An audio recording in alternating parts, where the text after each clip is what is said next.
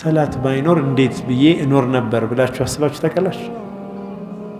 የሚከብድ አይመስላችሁ?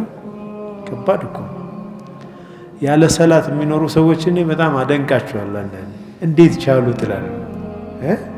ከባድ ነው በጣም ከአላህ ርቆ መኖር፣ ያን ጭንቅ ተቋቁሞ መኖር ከባድ ነው በጣም።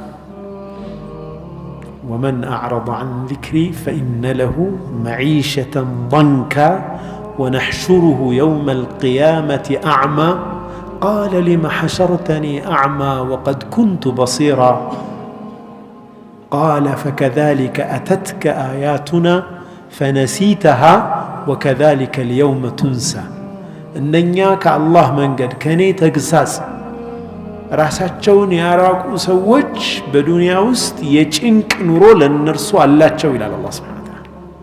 فإن له معيشة ضنكا ለዛ ሰው የመጨናነቅ የጭንቅ ኑሮን በሱ ላይ እናደርጋለን ይላል። የቂያማ ቀን ደግሞ አይኑ የጠፋ ሆኖ እንቀሰቅሰዋለን። ከዛም ጌታዬ ሆይ ምን ነው አይን ነበረኝ አይደል አይኔ ጠፋስ ብሎ ይጠይቃል።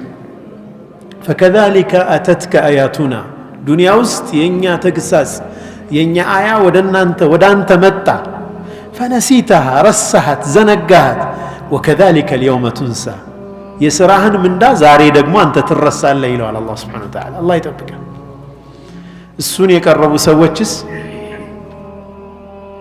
دنيا مست دستا أخيرام دقمو كالزاي بلتا ليو حياة يتبقى أتشوال مالتنا والله كنا نيادرقن إن شاء الله